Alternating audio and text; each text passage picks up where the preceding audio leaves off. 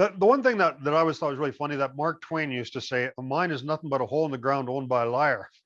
I guess because there's always this history of all this excitement about gold and investing, and there's been lots of these scams and all this kind of stuff. But the way I always explain it to people is, like everyone, if you watch a Western movie or something, you always think, oh, wouldn't that be cool if I go back 120, 150 years and walk down that street and see these all this kind of stuff. But there's none of that left on the surface because it's all gone. It's weathered. People have taken it, whatever. But underground, there's lots of places where it's just as it was, 150 or 120 years ago, where things are left exactly when something caved in, the mine shut down, where the tools are laying, the pickaxes are laying there, shovels are laying there.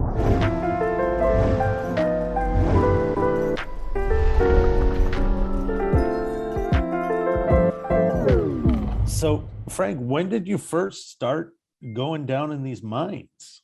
Well, actually, when I was about 25 years old, one time I used to live in this area, and I rode my Harley up into it. I had a Harley back then, up in an area called Sandon. You can see all these big mine holes and stuff in there. And I started asking people around, what's going on here? And he said, well, there's all these big mines, but the air is really bad and all that. So I went up, I rode up the mountain up to this mine called the Noble Five, and I spent the day exploring in there. And that's the first time I've ever been in a mine. And I kind of forgotten about it because we moved further north, and I'd never been in a mine for 25 years after that. I lived in northern British Columbia, I had a big cattle ranch up there, and I came back here and had an airplane. So I was flying around the area. We're in southern British Columbia now. We're flying around an area called Phoenix, and it was a huge mine there.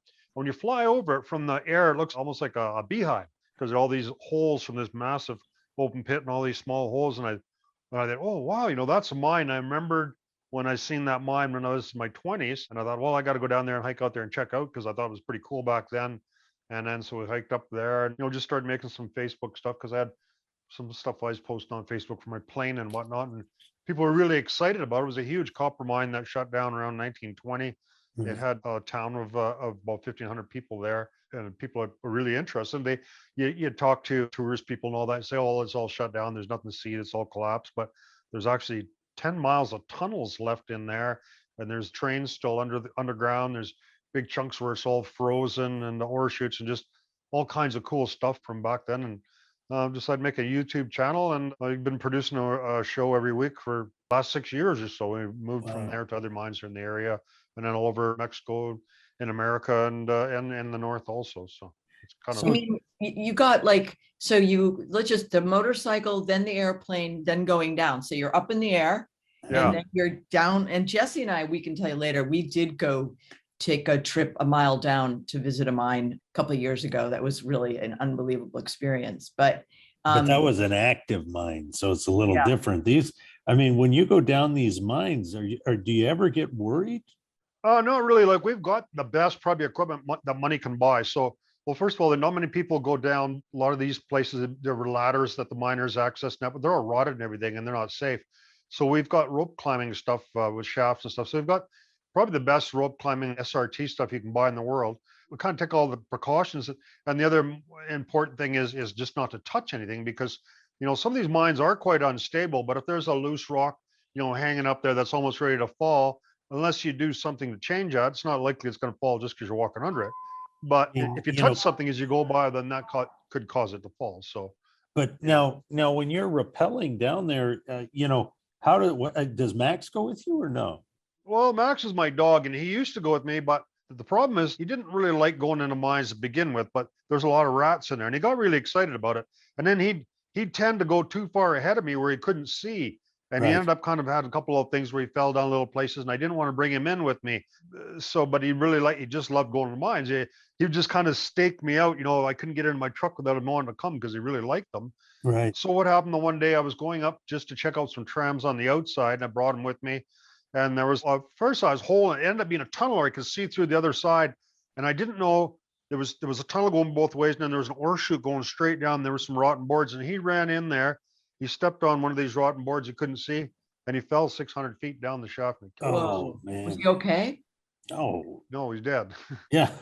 He fell 600 feet. So, yeah. So, wait, and the only reason I tell people that is that I know other people take their animals in mines. They shouldn't, because, a dog doesn't have the good sense that you do when you're looking at something and say, well, that's a long ways down and that doesn't look safe. I shouldn't they just go, right? Yeah. Okay. Yeah. Oh my Now, God. Okay. now the things you find in there, I mean, they're like, cathedrals built underneath the ground. They're very Yeah. unusual, a lot of these things, What do you make of that? There's a lot of interesting the one thing that I always thought was really funny that Mark Twain used to say, a mine is nothing but a hole in the ground owned by a liar. I guess because there's always this history of all this excitement about gold and investing, and there's been lots of these scams and all this kind of stuff. But the way I always explain it to people is, like everyone, if you watch a Western movie or something, you always think, oh, wouldn't that be cool if I go back 120, 150 years and walk down that street and see all this kind of stuff. But there's none of that left on the surface because it's all gone. It's weathered, people have taken it, whatever. But underground, there's lots of places where it's just as it was, 150 or 120 years ago, where things are left exactly when something caved in, the mine shut down, where the tools are laying, the pickaxes are laying there, shovels are laying there. And lots of times mines shut down because of financial problems or whatever, and they expected that they're just going to be shut down for a month or so, and they closed it up, and no one ever was ever back there again. So it's almost like being in a time capsule sometimes, Right. and that's what makes it interesting, because not only the artifacts, different things you can see in there, but also the different formations. So the colors and the minerals in there, it's in some cases brighter than anything you see on the surface. You see these bright greens and blues from minerals with the copper, silver, and calcites from calcium, all these different things. So there's all kinds of interesting things to see, and that makes it interesting. You go around that corner into that hole, and you just really don't know what you're going to see next. We're in a mine that we're going back into this weekend. We found 3 locomotives that are sitting there. They're electric locomotives from back in the 50s and 60s, not really old, but just amazing. You just see them sitting there, and you just never know what you're going to find in a mine. So you're like an archaeologist, right? So you're just going in, you're looking and you're learning. Do you feel like you're transported? Do you feel like you're feeling like that whoever was down there working feels like? What's the experience like emotionally to be down there? I feel tremendously humbled by how hard these people worked. I mean, there was no welfare back then. If you didn't, provide for your family, you starved to death, and people did that all the time back in the 30s. And it was very tough. The more I learned about, you had problems with when they first started. They just had a chisel and a hammer to make holes and put black powder in. But as the technology evolved, they had these big drills or runoff air compressors. They didn't realize how dangerous that dust was because it had silica in it. And people got black lung, and young people in 1820 that started up the mines, within 3-4 years, they couldn't breathe. They got black lung and just suffered a horrible death. So all these things you learn about that, and you see the technology and all these kind of things, and you think, man, they're a bunch of tough bastards back then. They were trying to make a living for their families, and there was a level of excitement to it. Being a miner in some of these things, it was quite a prestigious position. People that worked underground weren't just miners. There were all kinds of trades there. The miners were some of the top tier thing. There was carpenters that did the timber sets, the timbermen, the track layers, and all these different professions. And these miners and these men worked very hard. They made a lot of money. Handling explosives was dangerous work, but they were very proud of that. It's interesting to hear the stories and see this stuff, and it's almost like a puzzle. You're putting all these pieces together to understand better what it was like back in that time. So when you think of miners, you think of people just going in and chipping away, but are there other things? Do you find like, oh, well, there's a kitchen over here and they had places they slept over there, things like that? So what we do is we've got 2 reasons for going underground. A lot of people think you go underground to get some gold or something. Well, it's very unlikely you're going to see any gold because the miners are there. They knew a lot more about minerals than we do. Basically, they've taken the valuable minerals out. There's cases where there's still silver in silver mines because it's not as valuable. But so my motivation isn't to go down there to make some money from some minerals. They've done that. So there's 2 things. First of all, people are really interested in this. So I really like to kind of document this and share it to people so they can see what it's like. And the other thing is we've got a big museum. I've been in hundreds of mines, and where we can, we take these artifacts out and we have a museum. So we invite people to come and we can show these people this stuff, and so they can understand it, because they're never going to be there to see it. Because, like I say, we're down hundreds of feet underground, going places where people just don't go, on ropes and stuff. So we like to try to preserve these things and share these stories with the people that we can. You have invited guests, people on the podcast to accompany you down there. Did some take you up on that? Yeah, I would find there's a lot more people that want to come that really are capable. A lot of people think, oh, that'd be kind of cool. We'll join you. But then we tell them, well, basically, we have you got any experience doing any rope stuff? And if they say no, I said, well, just, I just can't, I just can't take you underground. We don't take tours for tourists and stuff, but we're going to be doing that. I've just bought a gold mine. It's got about a mile of workings. And our goal is we're going to fix this all up, timber it up, make it safe for the public, put a whole bunch of the stuff we have in the museum in there. So then we can take people underground in a safe environment and they can kind of experience that in a safe way, the way it was. So that's our kind of our next big project. So, Yeah. but to take people underground, it's difficult. I mean, I'm used to it being dark and the rats and the smell and the loose stuff and the water and all these things. But for most people, it's kind of overwhelming because they're just not used to that environment, and they start seeing ghosts, or they're not comfortable in it. And if somebody gets hurt, it's on me, right? So and for moral reasons and probably legal reasons, I don't want to put anyone at risk.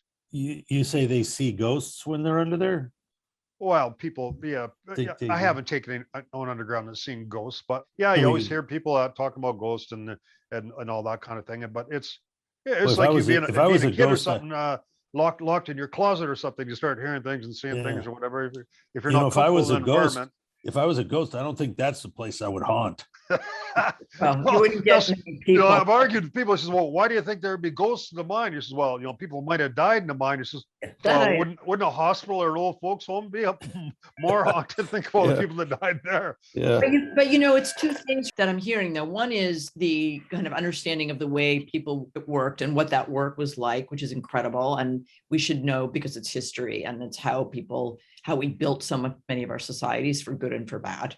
But my other question to you is, do you ever just contemplate just being in the belly of the earth and just that whole idea, just what does that mean? Like I said, you are in the sky, you fly, but going underground, and can you, this idea of what does that mean? Like just to be in the guts of the earth. Do you ever think about it that way? Oh, absolutely. There's a lot of things that are kind of fascinating about it. First of all, the temperature. So the temperature underground is usually kind of an average of the outside temperature because the rock holds either heat or cold. So in Canada, it's a lot colder down in Arizona in the wintertime. So the average temperature is quite a bit cooler. Down south, you go to Arizona, it's quite hot in the mines because of the average temperature outside. So the environment is completely different. On a hot day, you could be down there and it's nice and cool. Or in the wintertime, it's warm down there. So it's like a different world. And if you spend 7 or 8 hours sometimes underground, you come out and it's almost a relief or something. Sometimes I've come out in the wintertime and it's cold outside and it's snowing and it's dark. I almost feel like going back in the mine because it's nice and Right. warm in there.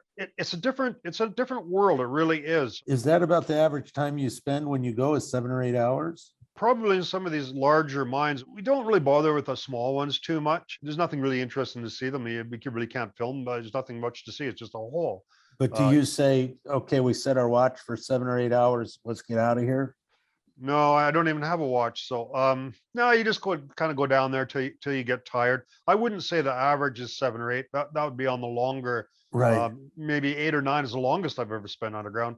It's actually quite exhausting physically because you're not just going in on a tunnel on one level. Lots of times you're going up to higher levels and going up ladders. So we have a lot of gear, and then the cameras and stuff.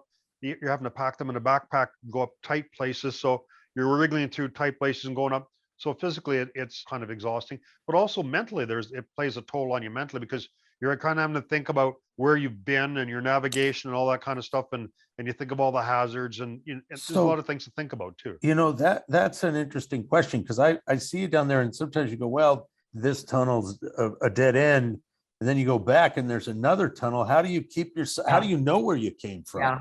Well, generally speaking, we have something called the right-hand rule. So most mines would be in it almost like a branch of a tree where you would just go up to one, and then you come back out and you just keep making a right-hand turn, and then you would eventually get to all the branches and come back out. Mhm. But the problem is if you're going up into higher levels and higher stopes, and then some mines are not set up like that. They've got a whole bunch of circles that go around different things. So we try to use the right-hand rule where we can on simpler formations, but then we also bring ribbon in there and paint. So in a very large mine, like in Phoenix or something, what happens is you'll go somewhere and you go to the end, it just ends, and then you come back out, and then you have to have some way, if you're in that area, exploring that area, they don't go back in there because it's just wasting your time because you already went to the end and didn't go anywhere. So then we just usually put an X there somewhere, and then so we just don't go in there again. just so we're not wasting our time just going. Have you ever not been able to get out? Like, have you ever gotten lost and gotten really panicked, claustrophobic? Like yeah, that? it's happened in the monster mega mine one time. We spent probably 2 or 3 hours just kind of going around in circles. You're in the same place all the time. You get back, you see the same place, and then you have to just kind of stop, take a breath. It says, okay, we need to put some X in some places so we don't keep going back to places we've already been, so we can focus on the places where we need to go. So, it's not a big panic thing. It's actually, it just kind of pisses you off. You're frustrated. You're just wasting your time. I'd be panicked. It's like you losing your car in the mall parking lot. You think, fuck, I've been here 10 times. It's more like that. Yeah.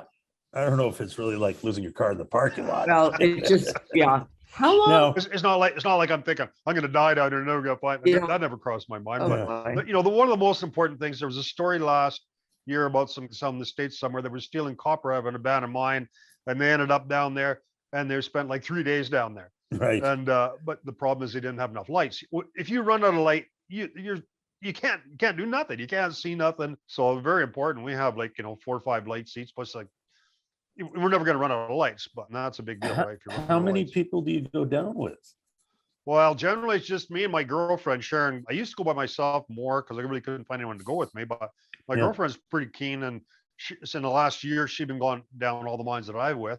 And then we usually, or lots of times, we take one other person. So 2 or 3. So typically these days, especially if you get too many people and you're doing rope work, it starts to be a problem logistically, because you've got to wait for the person to come down because of the rocks. So you spend a lot of time waiting as you're going up and down. So yeah. Where did you two meet? Online. Really? But it was like in an abandoned mine conversation in some way? No, it wasn't. Oh wow. Yeah. So had she already been exploring mines before you met? No. Oh wow. Okay. No, she'd never done anything like that. I think she skydived once, but no, nothing too crazy. And what was her experience like the first time she went in a mine? Well, it was actually kind of funny because on our first date, I went up there and, she lived in Alberta. It's quite a long drive. And, I don't know what should we do kind of thing. She says, well, there's a climbing wall near here. And I brought all my climbing stuff. And I said, oh, perfect. I'll throw you a set of gear on you and try you out. And she was just a natural. It's like she put that up and she was like a monkey, climbed up that thing faster than I could. Like that. Well, that's pretty cool. Like so we did a little bit of fooling around on that thing. And I says, oh, you do good underground and stuff. And she's pretty brave. Yeah. And she's a good climber and stuff. So she just really enjoyed the adventure of it. There's kind of 2 things I enjoy: the exploring, but I also enjoy the filmmaking aspect of it. I'm also. You've gotten good at that for sure. It's interesting to see you walk around that sort of, almost like when you find buildings and you say, well, this one was hand carved. You could see how it was hand carved back in the day, and it's nothing but ruins. And then you go in the mine and you see things that are still sort of preserved. Is there something about that? Actually, it's really funny. Like, we go into places where the timbering is completely rot. They used to have something called square set they used back in the 1800s. And it's like a Lego set. They just take a log, they square it off, make a notch out of it, and they put them all together like a Lego, make a scaffold, and then put boards on top of it, and then they drill up. And then when they're done, they make another layer on top. It's called square set. It goes way up. Yeah. And then some of these big mines, really old mines, it's all completely rotted and collapsed. Or just a pile of rubble and timbers on the ground. Right. And then beside that, you'll see a newspaper, and you can still read the newspaper. So you always wonder. And the same with the dynamite box. Like, most of them are just rotted. You can't see nothing. Sometimes you'll see it that there's still a case of dynamite in there. It looks like we just sat there. It almost amazes you that most stuff's so rotten that you just touch it, it just crumbles. There's nothing left to it. And other stuff is like it just sat there. It almost seems like it always kind of it's like a miracle almost sometimes. What about some of the animal, like some of the animals down there? Like, what are you finding? Well, the coolest animal you ever see is something called a ring-tailed cat, which is the national animal of Arizona or whatever. And it's supposed to be the cutest mammal in North America. And it's really cute. It's got great big huge eyes and face like a chihuahua. And it has a tail like a raccoon with a big long striped trail. And it's like a cat. They used to call it a miner's cat. It's called a ring-tailed cat. And we saw one of those in Arizona. And it was kind of scared. You could always pet it. It couldn't get away. But some of the miners used to keep them as pet. That's the coolest animal I've ever saw. The other thing we see lots of that are just disgusting are rats. These pack rats, they move around in the darkness. They can navigate in the darkness, and they piss all over the place. They just stink. and they chew everything up, make a big mess. And they're not really scared of people. Sometimes they'll just come right at you. They're not necessarily aggressive, but just nasty, stinky. Well, what are they eating though? What are they? They stay in the mines at night, and then they come to the surface in the daytime. They get vegetation and they pile it up. So you see these big piles of green stuff and stuff they're saving for the winter. The other animals we see is bats, especially in areas down south. There's a lot of bats are very active. The bats are interesting because they can't see you, but they have the radar where they can see you somewhat, and they'll fly right close to you. They're just like just about touching you, but they don't normally hit you. They know where you are, but it's very intimidating. You see, like, dozens of bats coming at you. Yeah. But they you get used to them. They're not usually an issue. You've never been afraid, like as a little kid? Like were you an explorer? Did you like to pick up rats and snakes and all that thing? Like this kind of adventure spirit, which is extraordinary. Where did you get it from? I wouldn't pick a rat up. They'll bite you. They're nasty. Yeah. I would kick them. I'm not nice to them. I don't like them. Snakes, I'd pick a snake. We saw a rattlesnake in a mine one time, but I was just inside the entrance in Arizona. And then we saw turtles or tortoises. We were inside. There's the winds, which is like a hole that goes down about 10 feet. And I saw a turtle down there, and he must have come in, got in the darkness, and he couldn't see the hole, and he fell down. Wow. And then so I jumped down there and I grabbed him and I put him up on the drift, and he just ran for the outside. And then there was another one there, but it was dead. It was a smaller one. It mummified that. But that's what happens. Sometimes animals go in to escape the desert heat. And I see. Oh, and I saw a porcupine in a mine one time. So a porcupine, rats, bats, a miner's cat. Now those are turtle. Yeah. Those are mostly towards the surface, though. When you go down deep in a mine, is there any animal life down there? No, even the rats, some of the rats would go down maybe a half a mile or something. Sometimes you're surprised how deep they are, but they're more closer to the surface. The ring-tailed cats, they actually feed on bats. That's what they're doing. They're eating the bats down there. Right. Yeah, deeper into the mines, no, you don't see anything. Now, what is the obsession with Levi's? Why is that such a popular thing? We'll actually tell the story of what you found, because I want the audience to know. Kind of going back to the history of Levi's. So when they first started mining in California during I guess it was in the 1860s when there was a big rush of gold in California, they made tents out of these canvas tents, these white canvas tents. And Levi's thought, well, this is a really tough material. These canvas tents are really tough. They're going to make pants out of them. So they made some pants out of these white canvas tents that would last, and the miners loved them because they were tough. And they weren't like jeans; they were like coveralls. You stuck them over your pants, and you did that. So the company started making the very oldest ones are white. There's very few of them around. So back in the about the 1880s, they became really popular. So they made Levi's made clothes for miners, but you had to custom order them. And most of the time, the mine owned these coveralls. Miners would put them over top of their street clothes, and then they would go to work in the mines, and then they would take them off and leave them there. They belonged to the mine. So the Levi's straws are the ones that invented the rivets, and they patented the rivet and stuff for the pockets and a couple things like that. And so they stood up better than other ones, and other people couldn't make them. So they become quite famous for that reason. And obviously, it's American. It's an American thing. So the story with these Levi's that we found, there's a place called Castle Dome in Arizona, and these guys, they have this museum, and they made kind of a ghost town. There was nothing really in the desert. There was an old mine there called the Hull Mine. This guy's a religious guy that got a bunch of volunteers and whatever. They made this ghost town here, and they had all these old mines from some of the oldest patented mines in Arizona, silver mines. So I contacted him. I says, we got a bunch of these old mines, and he says, is it possible we can get into some of them? He says, yeah, there's, they go way down. Nobody's been in there since they closed some of these mines, way back in the 1860s. Well, I thought, oh, wow. And I says, can we go in there and explore some of these mines? I got this YouTube channel. He says, yeah, sure. Come on by. They kind of had a museum there. And I said, well, anything we find in the mines, we'll give to you for your museum. So, and he didn't insist on it. He said, yeah, sure. Okay. So I went down there with this guy that I knew that's a real good climber. So we went down with him, and we found some jeans, and we dug them up. And make a long story short, we ended up finding 8 pair of jeans. They weren't all Levi's. Some of them were even rarer than the Levi's. I think there were 4 pair of Levi's and some other ones. And true to our word, we give them to that guy. We found out later that a pair of jeans sold for $50,000 at auction, but they were a new pair. But we talked to different experts and stuff, and but they're worth quite a bit. They're worth quite a lot of money. We didn't get anything out of it, but we made a cool video out of it. And were they well preserved? Some of them were. There was one that had the leg cut off, half of it was off. They were kind of buried in some really dry stuff, real dry stuff. And that's when we found out that usually these genes belong to the mine operator. So they just had a change room down there or whatever, and they had these genes down there, and they would put these. Some of them were in really good shape. Other ones are just kind of rags. You almost think they would just have them for to stuff in the holes behind the dynamite or something. But yeah. No, And when you and you find any bones?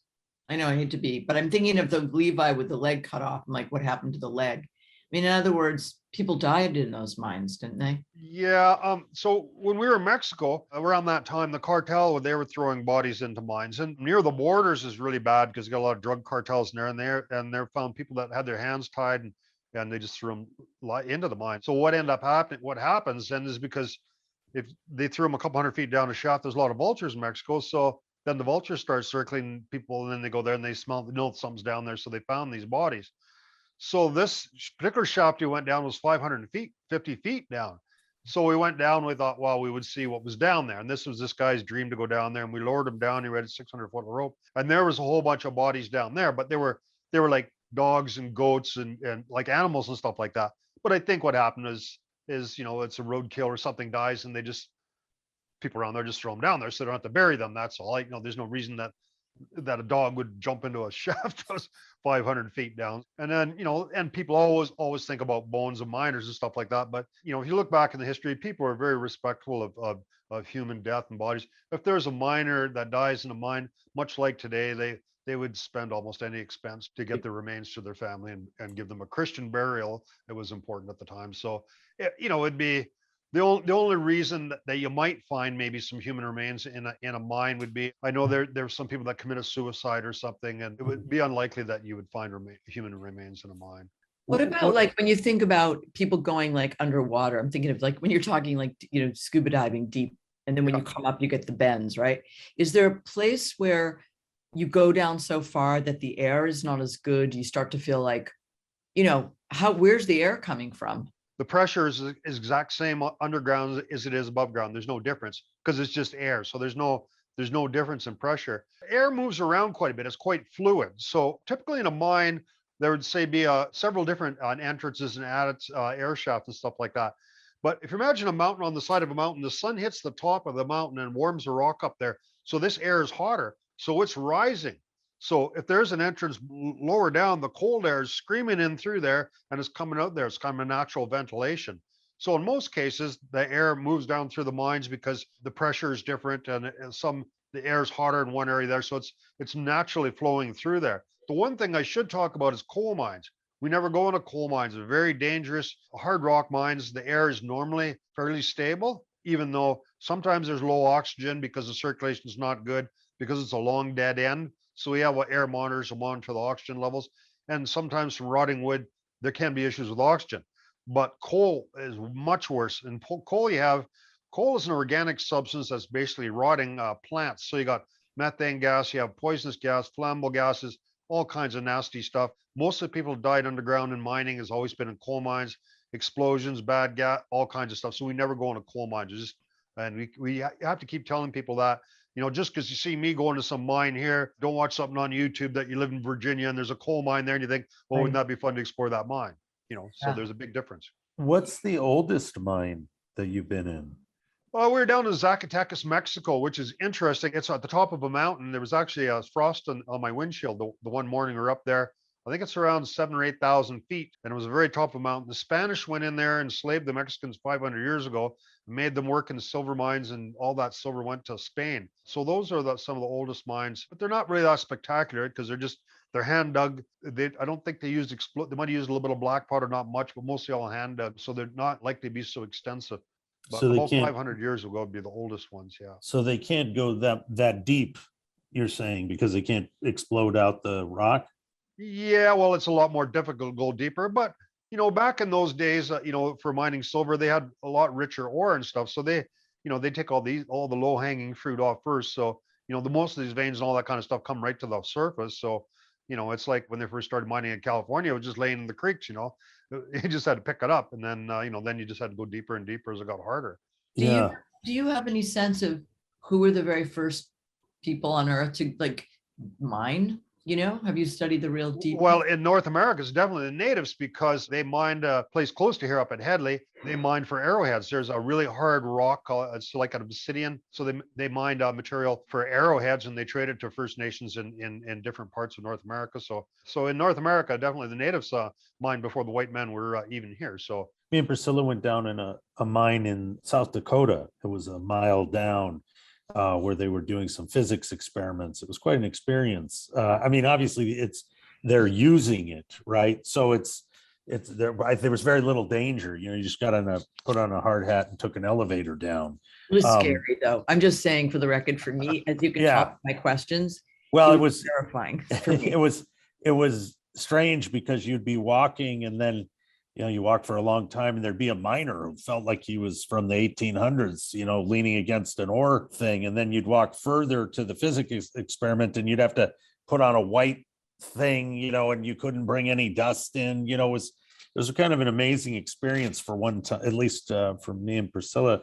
I remember being cognizant that they were building this there because it was very quiet, right? And underneath the ground, they needed that to do something they were doing. But it struck me in where we were that, you know, they just sheaved off sides of the mountain and, you know, then when we were in this mine, we were down on this level, but there were levels that were even deeper.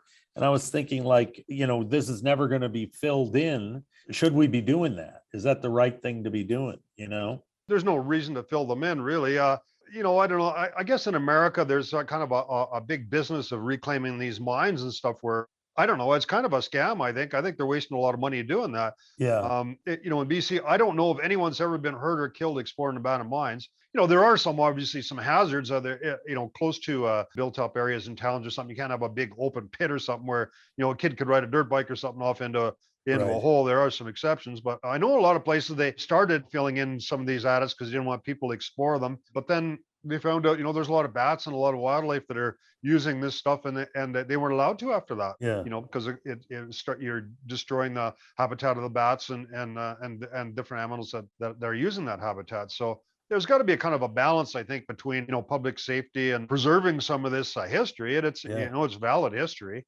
I don't think it would be possible to fill in much of the mines, would it? I mean, they're huge. No. You know? No, I mean, but there are some of these big super sites like in Swansea and stuff like that. They've spent millions of dollars building you know, like huge concrete structures and grates and stuff too. And I don't know. I think the money could be spent, you know, a lot better on other things. You know. Can you give us some context about, you know, like what is the biggest mine? I mean, do you know, like it could be anywhere in the world, but like, you know, kind of mileage and circumference or acreage, like what's some of the bigger ones? Because it is kind of mind blowing to think of people made them, right? What's fascinating, you know, in the 1800s and the early 1900s, when underground mining became really common, the reason that they followed these veins of silver and stuff like that is because they didn't have big cats and excavators and stuff where they could remove the overburden. So they were following these veins. Today, we can very efficiently have huge open pits to mine copper, gold, silver, and stuff. That's actually quite low concentrate, really low grade ore. So definitely the largest mines are open pit mines. Did you end up having respect more for these people, the men who built these mines? You know, when you go deeper and you see what they constructed in order to do this, does it give you, you know, an understanding of them and what they went through? Certainly, you know, especially when you see them like sinking shafts and stuff like that. And you think about this a little bit. To sink a shaft from the surface to go down, you would have to drill the rock, blast it, and then as you went down, you'd have to have buckets to bring it up. So you're down there loading the bucket. So when the bucket's winching up, then if that bucket, something falls in the bucket, you're underneath it. You know, you get all these, you think about the logistics of it and all that. You're taking an awful lot of risks, you know, and then you read these things about all the people that died doing these different things. They took risks that they would never take today. You know, like they just say it was too unsafe. Back in the day, you know, they just did stuff. Today it would take years of environmental impact studies before they even put a shovel in the ground. I mean, they were just, those guys, they just rolled up their sleeves and did stuff, but they had to pay a tremendous cost of that in both suffering and human lives too. So you have a lot of respect for that, you know?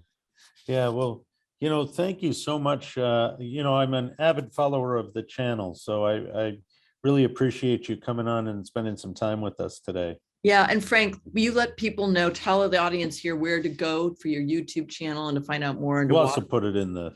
Yeah, I but can, anything you I want to can tell? show it to you. Yeah. There's my card. Oh, wow. Okay, you can kind of see it. Well, it's just a card that I give people and stuff. It has a, if you just Google Exploring Abandoned Mines, you can find my YouTube channel. Yeah. Kind of talked a little about what we're doing with this new mine. We're really excited about this. Yeah. We're gonna rebuild an aerial tramway. So Mhm. an aerial tramway, back in the old days when they didn't have roads and stuff, to get ore from a mountain, they would just like a clothesline. They'd be have like two buckets, right? So Mhm. the top of it, they'd fill the bucket up, and then the weight of that would bring the empty one up. And it Yeah, would just go back and forth. They didn't need a motor. yeah. Just the guy top of the mountain stood there with a brake, and it went back and forth. So we're going to rebuild one of those, and then we're going to have a railway coming out of our mine, and then we have an air powered loading machine. It's called a Mhm. mucker, and then we have an air powered steam hoist to get stuff. So we got all this equipment in our museum that we're going to put in our mine that's operating. So, and then we're a big air compressor, drills. We're going to have everything. We're going to rebuild all this stuff so people will see how it all worked, and they just have a really good experience and understand how mining was actually. That's wonderful. How long will it take you before you get that off the ground? I have a sawmill, so we've cut all our timbers. We've got a huge stack of 8x8 timbers. We're going to use that. We need to timber up all this loose stuff, so it's safe for people to go in there. Then we've got to rebuild the railway track to go in there, and we have mine carts and stuff that we have. We think by spring we'd be able to get some people in there, be safe enough. But it's going to take years to get everything done that we want to get done. And the idea is we're going to set up some kind of a foundation or something like that. So when I'm dead, it's going to continue on. I'm going to donate it for future generations. I'd hate to see that when I die, it just gets auctioned off and it's all Frank, gone. you won't see it, and you're thinking a Yeah. little morbidly. You're going to be here a while, we're assuming, right? Unless you know something we don't. Well, we I had a need guy, we he need had a more guy of that these he was videos. going to give me a locomotive, and he says, "Well, what happens when you die?" And he says, "What do I care?" But then I started thinking about it. Yeah. And, no, Yeah. I said, no, I'm gonna do something and have a nonprofit society or something. Yeah. Figure out Yeah, a way to Frank, manage it. do us a favor. Don't think too much about it. Yeah, No. anyway. Okay, nice to Thank you talk so to you. much. Okay, you guys have a good evening. You too. Okay. Thank you, Frank. Bye-bye. Bye.